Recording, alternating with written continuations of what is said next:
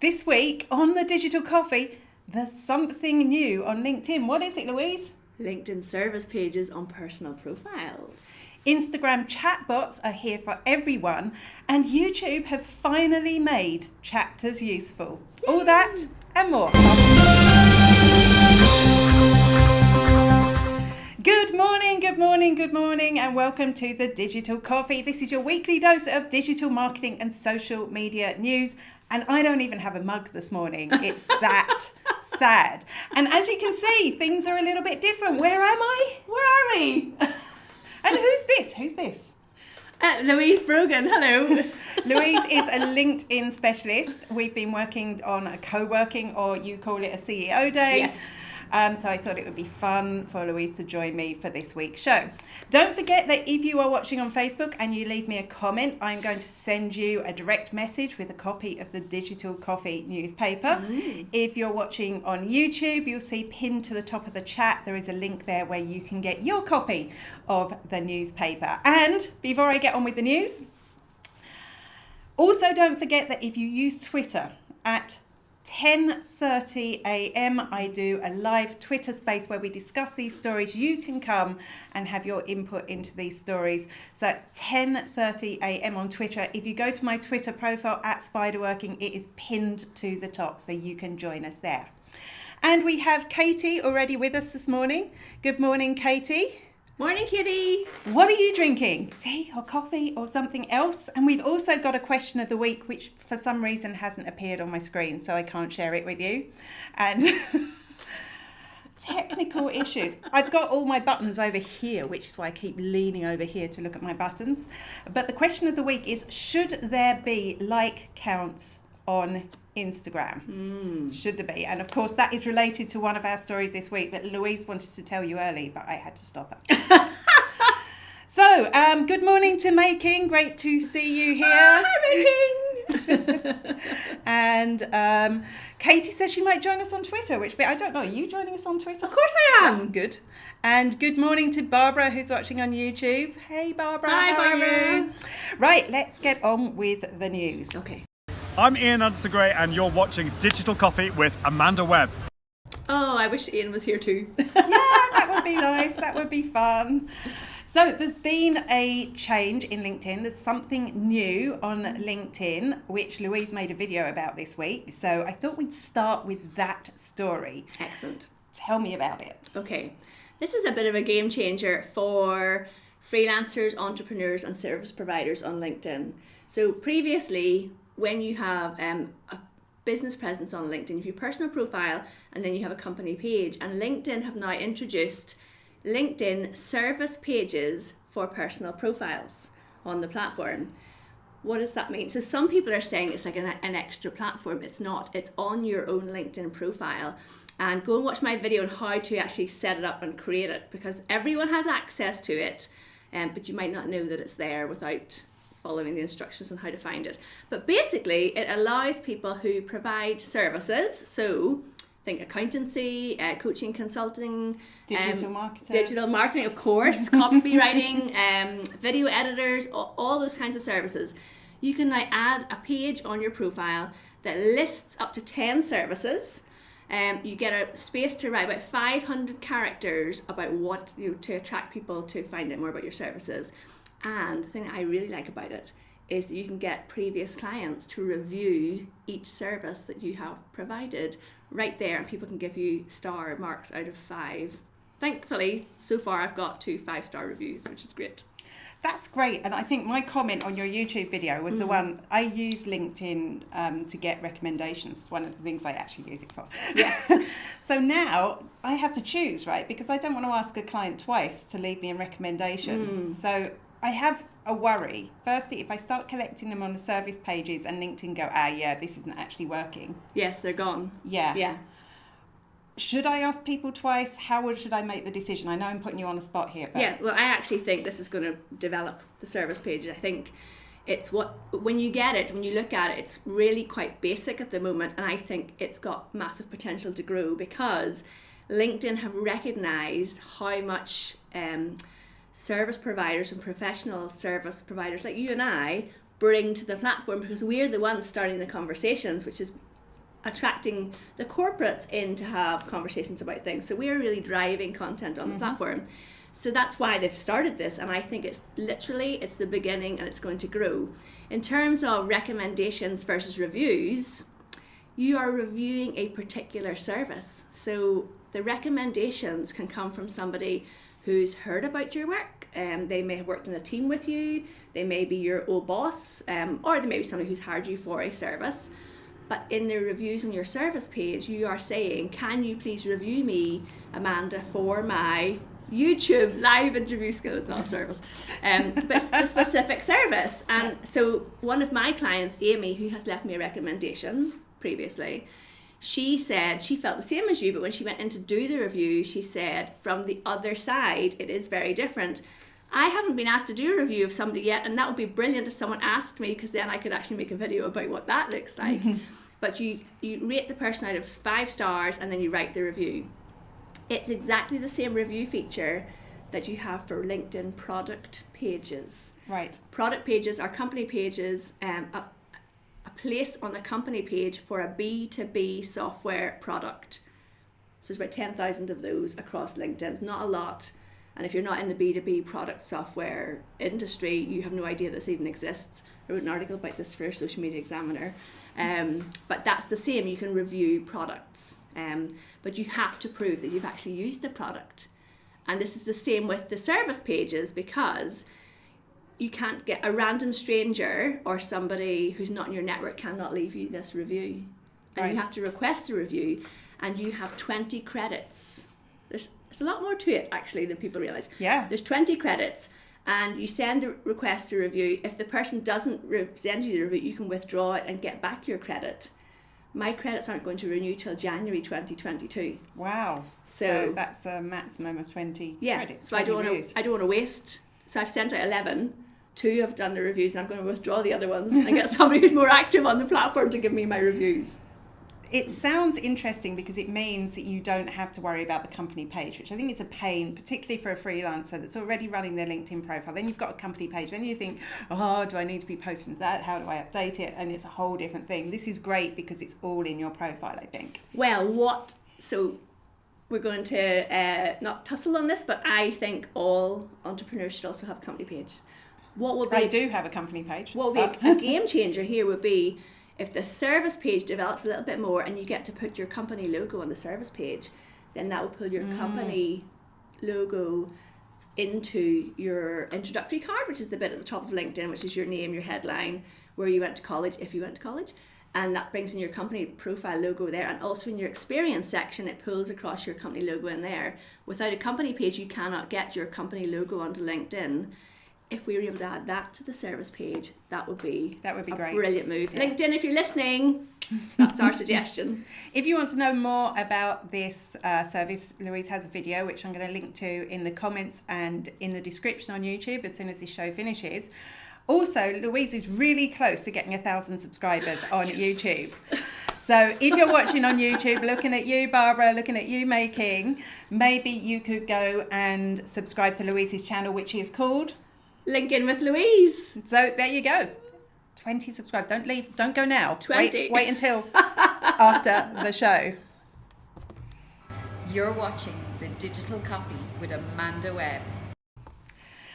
Instagram direct messaging is where the magic happens on Instagram. I feel like I'm talking to a lot of people that obsess about the link in their bio, where actually, if you spend time looking for DMs, that can be where people will buy from you. And the reason for that is, if somebody's willing to DM you, that means that their intention to buy is so much closer than just going and browsing your product with the link in the bio. And it's become huge. But that, of course, means that if you are a business and you're getting lots of direct messaging, it can be hard to keep tabs on that, or maybe you want to send people specific things via direct messaging. And that's where chatbots come in. I know people cringe at the idea of chatbots, but that's where chatbots come in. And this week, Instagram have rolled out automation, which means chatbots, to every account on Instagram. Previously, you had to have a certain number of followers, but now everyone can have chatbots. So what do you think about chatbots? I am not a wild fan of chatbots, but I think that's because maybe in the past I've had someone help me set one up and then I didn't really understand how to change and edit it. I think with the right support, so if someone is out there who is a chatbot person who does... Sasha. Yeah. Yeah. Those people could have a brilliant opportunity here for creating a service that makes things easy for people. I'm all about investing in services that help make your life easier. The only messages I get, because I'm not wildly involved in my Instagram account, in other words, I don't use it very much, I get spammy messages on Instagram. I don't necessarily get leads, but I can see how it's an excellent idea. Like if you had a chat bot and people were clicking on things to find out more about you, you could literally have a link in to schedule a discovery call with somebody. And yes, it would save you so much time. I think it's a great idea. I think it'd take a little bit. I think you have to be careful with chatbots. You don't want to take the personal touch out, but it can be there to address a volume of things that you get, or if you're getting asked the same question over and over again. Yes. Or like I will put up every week when I remember to put my trailer up on Instagram stories. I'm always like, DM me for a link. Yeah. And it would be great that I could have that automated because I Yes. don't look at Instagram. That's why I forget to put it up because I don't look at Instagram enough. So I think it could be handy for that. I also think, it could be a way to have good fun. So like things like quizzes and things you could run via chatbots, and that's not for marketers so much, but for businesses that are about fun, or maybe publishers. That's a really good way to get your audience engaged and maybe drive them towards a lead magnet and get them on your email list. So actually, I'm thinking of the best chatbot experience I ever had was Lego. Really? Yeah, and it was on Facebook, but I'm sure they'll bring out on their Instagram. And it was, what age is your child? And what is your budget? And what are they interested in? And then it literally showed you, we think your child might be interested in these 3 products. And it was really, it was so good, and it was friendly, and it was fun. And I think the chatbot character was like a little yellow Lego man, potentially called Frank. I can't remember now. But it was fun, and it was engaging and interactive, and that's what people like. So you can do it really, really well if you put a little bit of effort into it, I think is what I'm saying. And Sasha, who sets up my chatbots, we've never done anything as fancy as that, but she does do fancy stuff with chatbots. Yes. So that's Sasha Lydiard. Think outside the bot. If you're looking for someone, I highly recommend. I know Barbara already uses her, so excellent. That's great. Okay, so let's see. I'm interested to see what I get. So if you have got a bot, there's a chance right now that I'm going to get involved with it and then hate you within 2 weeks. So, use it gently. Hey, it's Andy at Content Cal here, and you're watching A Digital Coffee with Amanda Webb. YouTube chapter listings have just got useful. When you search for a video on YouTube, you have all those results there, which is great. And when you scroll through it, you're like, well, which one am I going to click? Which one am I going to watch? And, there's things that could encourage you. There's the thumbnail image. It'll even show you a little, first few seconds of the video to help you choose. Does it look professional? Do you like the look of that person? The title, is this what I'm looking for? But now there's going to be something else. They are using chapters, which for those of you that don't use YouTube, obviously we do, subscribe to Louise's channel, you will put in these chapter stops and it will, to break up your video so people can find the piece that they're looking for. Yes. And also YouTube have started automating this. I don't trust them to automate it properly, so I always do them myself. But they've started automating chapters. So all videos now will have chapters. And that means people will be, what's going to happen is underneath the video, you'll have a little list of boxes. And each one will have you grabbed at a certain moment. Never good for me. And it will have the name of the chapter so that people will be able to choose the bit that they want to watch. So it gives them a lot more information before they click to see if it's useful. And it also means that they're not necessarily going to watch the whole video. They're just going to watch the piece that's interesting to them. Yes. So this has upsides and downsides. I want people to watch my whole video because I'm just brilliant. But on this show, for example, when it's on YouTube, I will put in the chapter stop so people can go to the story they're interested in. Because if I tease it as being about an Instagram news story and we start off with all the waffle at the beginning, they don't want to see that. They want to see the Instagram news story. We do waffle. Well, I do. So if you're not watching live or if you're not wanting to watch the whole show, that can really help. Now, the upside, I think, is that this will get you more views. Yes. Because you're going to appear in search more. I imagine that indexing is going to be populating out to Google search where we see that stuff appearing already. Yeah. The downside is what you were saying. It never works well, does it, when they get that moment? Yeah. So we're going to have to start thinking when we make our videos that this is structured now into the chapters. Yes. So do you want to put a little card up saying... Oh, it's hard work. Yeah. It is hard work. And you also need to think, much as I do this show, but that's because it's live and it's easy to manage, you know, breaking it into defined segments so that they work individually. Yes. As well as part of the whole. Yes. I think it's going to make a much better user experience. And I'm thinking, so for example, if I did a tutorial on LinkedIn company pages, that somebody watching that might say, well, I already know how to set up the company page, so can I skip to the bit where you tell me what kind of content works on company pages? And that's going to be really helpful. But I love the idea that if someone types into Google what content to share on LinkedIn company pages, that it can pull that chapter up, so I don't have to create like lots and lots of individual videos, and it drives more people to that one video. And also once they've watched a bit, they might go, oh, I like the her, rest, and yeah. go right back to the beginning to watch the whole thing, which is what we want, really. I think as a lazy editor, that's me, not Amanda, that this could provide a challenge for me to put, because it's, you know, as a person who's trying to build a presence on YouTube, creating the video and then editing it and putting the start bits in, the end bits, and I can't do those fancy pop-up things that go pitching and noises and stuff, and this is like another step for me to have to edit. So I guess for people who have a team who are editing their videos, this is going to be fine, but for someone like me who is trying to get a weekly video out and doesn't have an editing team on board, it's a lot of extra work unless I let them do it automatically, but then my frozen face is going to be horrendous because there's a back catalogue of awful screenshots of me all over the internet. I have a very expressive face.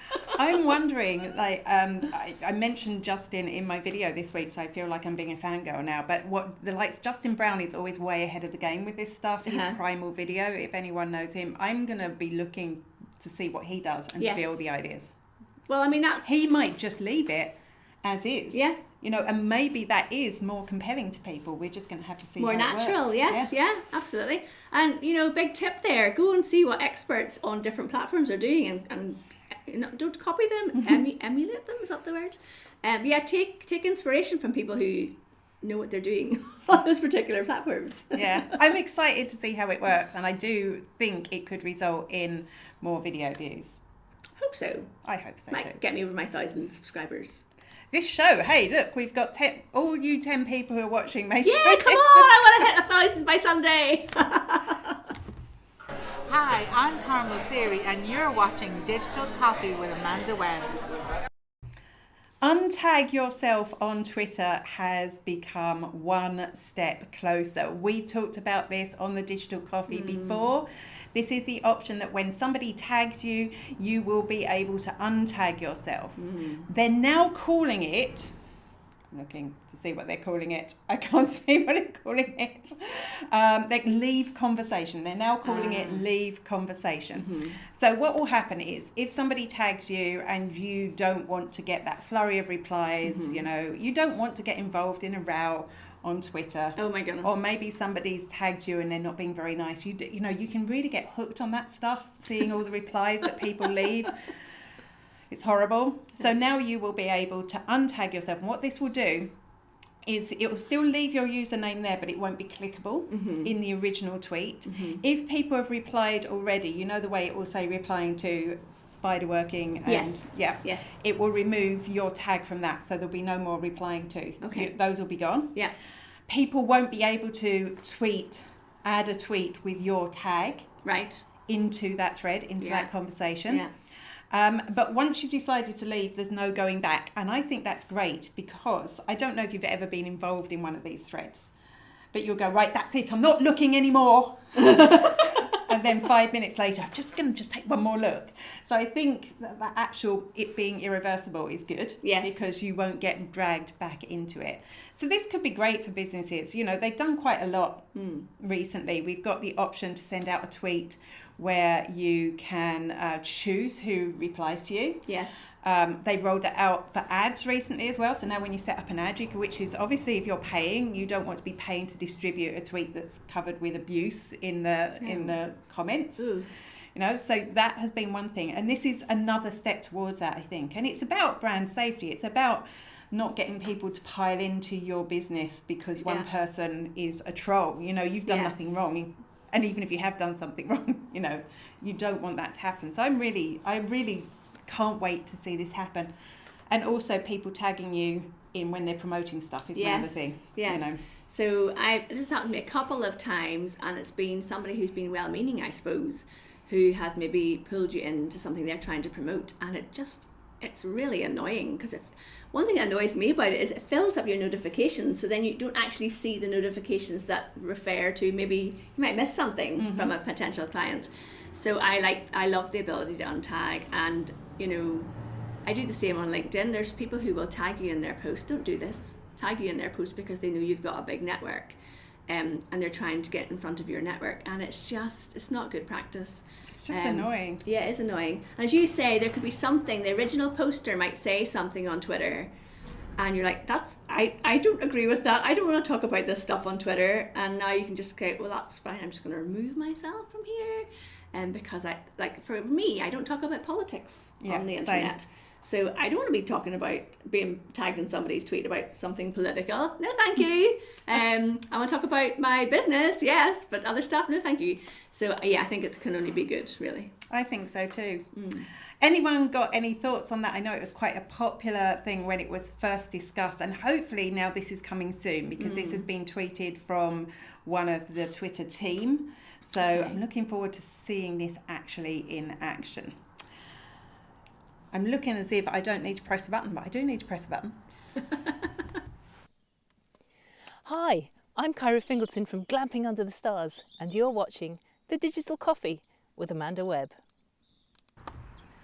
I was kind of excited when Twitter said they were rolling out verification again, and they kind of changed the parameters, so a lot more people were going to be verified. It was less about ego, it's more now a bit about saying someone is who they say they are. Yes. And this is huge for business because you know, people are skeptical, obviously, of everything they see online. So when they see you're verified, that is going to be just a mark of trust. Obviously, that doesn't mean you can trust them implicitly because nobody's 100% trustworthy, but it's a nice little mark of trust. But the program has had problems, and for the second time, they're pausing the rollout of Twitter verification. And the reason they're doing this is because people have been able to game it. People set up fake accounts, spammy accounts, got them verified. So there's a problem in the process there, and they've just paused it. If you've applied for verification, that's still in the works, that's still happening. Don't worry, you know, you haven't lost that, but it just means that they're not accepting new applications until they work it out. The problem seems to be that they're using AI, or I'm saying AI because I'm making it up. They're using an automated process. I don't know if it's AI, it should be AI, but it's not working correctly, obviously, to filter out the people that aren't real on Twitter. And apparently it gets a cursory glance from a human being, but that's all. So obviously they have to work on that process. Yes. So, is getting verified important? So it's so interesting because I actually applied to be verified on Twitter this week, and the process was quite simple, but it was about you have to say why you're applying or what you're applying under, and I applied under being an official writer for Social Media Examiner. It was quite easy to fill the form in. I thought it'd be interesting to see if I get it or not because I'm not actually a journalist, so I don't think I'll get it. But I was curious to see if I would get it. Does it matter? Is it a vanity metric? It does. For a proper journalist, of course it matters. For someone like me, no, it's complete vanity. It's just like, I want a blue tick beside my name. You know, that's like, I'm happy to confess that.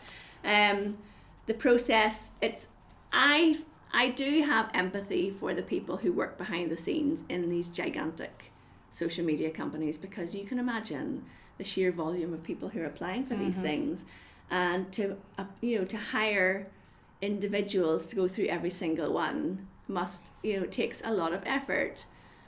Again, with LinkedIn, the LinkedIn Live applications are done by humans, and then people complain because they're not getting it or it's taking too long. So how do you win as a software platform? Yeah, you know.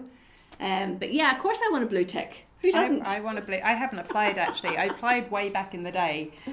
But I actually think, the fact that you write for Social Media Examiner would be blue tick worthy.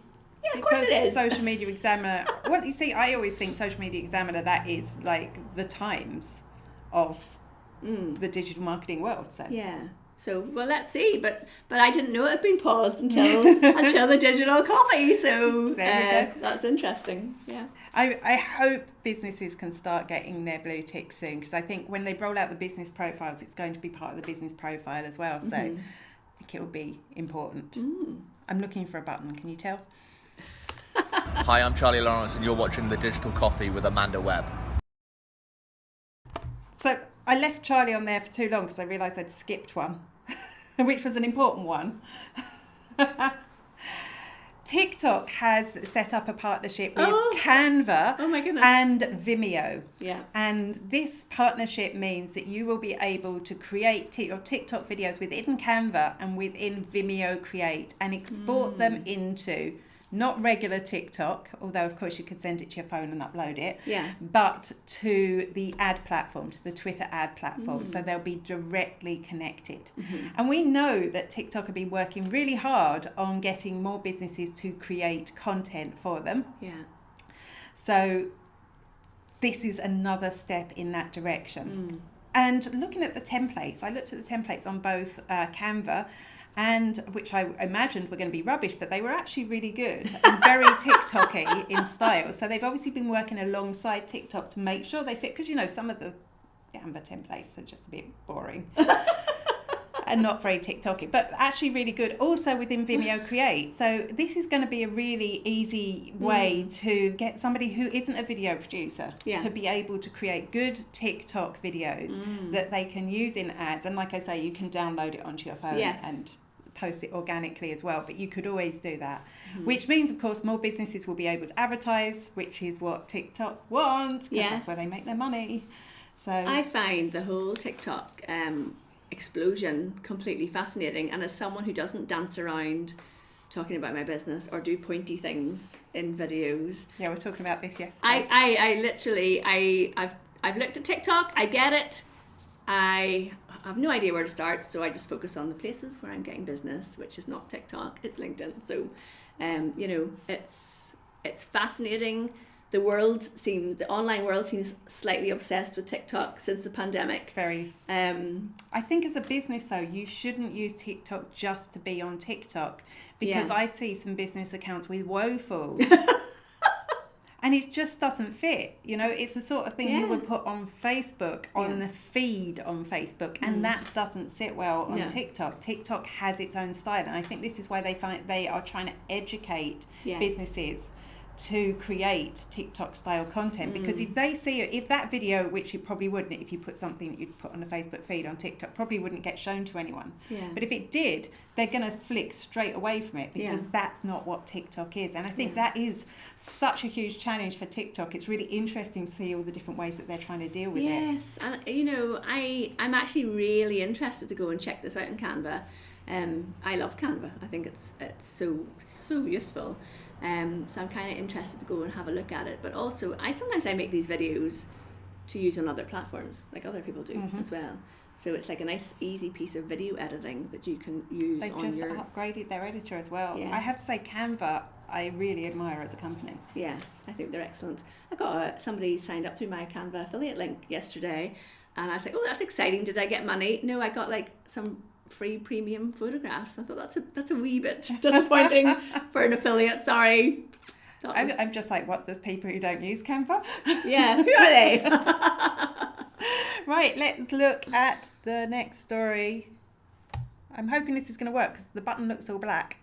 Hello, this is Rob Charles, the voice of Mike on Forever FM on Peter Kay's Car Share. BAFTA award winning, I've got to say, but I've not seen the BAFTA yet. Anyway, you're watching The Digital Coffee with Amanda Webb. Enjoy. I'm on tea. Shh. Instagram has been... You like Rob there, do you? I thought he was brilliant, yeah. Instagram has been experimenting with social proof for quite some time. You remember they ran some experiments to get rid of like counts on feeds. Ireland was part of that experiment. I don't know if it's there or not anymore. And all this was to do with mental health. It was to do with, kids putting up their posts, and if they didn't get a like, they were taking them down or getting upset, and, they're not doing as well as other people. Yeah. So, I could see how it was affecting influencers, but I think actually it was a very positive move to do that. And I think now you've got the choice. You can choose whether you want like counts or not. Mm-hmm. So this new piece of news really surprised me when I saw it. This is something, it comes from one of the back-end hackers who can just see the stuff that they're trying out. So just to mention, this may never happen, but it's something they're considering. Yeah. Because it's in the code on their site. And it's adding a share count to Reels, showing you how many people have shared a reel by direct message, and it will be right underneath. There'll be where you go to send it will be right underneath that. Now, social proof is great for businesses. It really helps if somebody sees a video has a lot of shares or a lot of likes, they're more likely to share it or like it, and that's part of how we get our word out there beyond our smaller audiences to get stuff shared. So from some points of view, that's really good, but it just surprised me because of their attitude towards the like count. They're talking about getting rid of it on Facebook as well, that they would bring this in. What do you think? Well, I'm quite cynical about all of this, actually. The reason that they took away the like count was pressure from governments about mental health in children. As a mum of 3 children who, thank heavens, do not use Instagram, I have heard from other kids how devastated they are about not getting 100 likes within an hour on an Instagram image. And it literally, if you remember back to your teenage years, these things really impact you.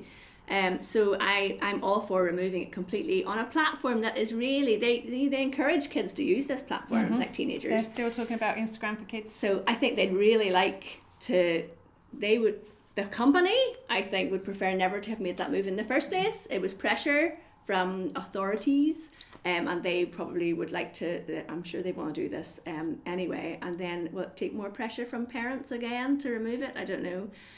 I am against having that because the platform appeals to teenagers and young people, and the mental health crisis coming through the pandemic. I feel like I'm on a soapbox now. I'm actually going to be talking about mental health on LinkedIn at 3:00 today if anyone wants to come and join us and talk about it there too. But I don't think they should be bringing out this, because they've got to think, who is this actually impacting in the long term? But at the same time, I don't think they actually care that much. In reality, it's all about business. So do you think the reason that they're doing this then is because obviously they want Reels to take... Reels have taken off. They're doing everything they can to promote Reels, to take away from TikTok. They've said they're no longer a photo sharing platform, that video is the main product. So they want this. And obviously the more sharing that happens, the more people are watching Reels, the more, so that could be their agenda. However, I do think it's good for business to have that share count. It's just not good for other human beings. Yes, so why does somebody need... I'm not going to share a reel because I can see that 5 other people have shared it. I'm going to share it because it's good. So why do we need to see that share count? But people do. There's been scientific studies that people will share something because they've seen other people have. That's really sad. Whether you think you're going to do it or not. It's a fact. So that is our last story for today from the Carrickdale. Is that where we are? Yes. It's on the door over there. The Carrickdale Hotel in, I don't even know where we are. We're in County Louth. On the border. We're actually right on the border. We're if I literally jump in that direction, I'm in Northern Ireland. Thank you for joining us. We'll be back to the normal show next week. Same bat time, same bat place. See you at 10:30 a.m. on Twitter. Excellent. Thanks, Amanda. Bye.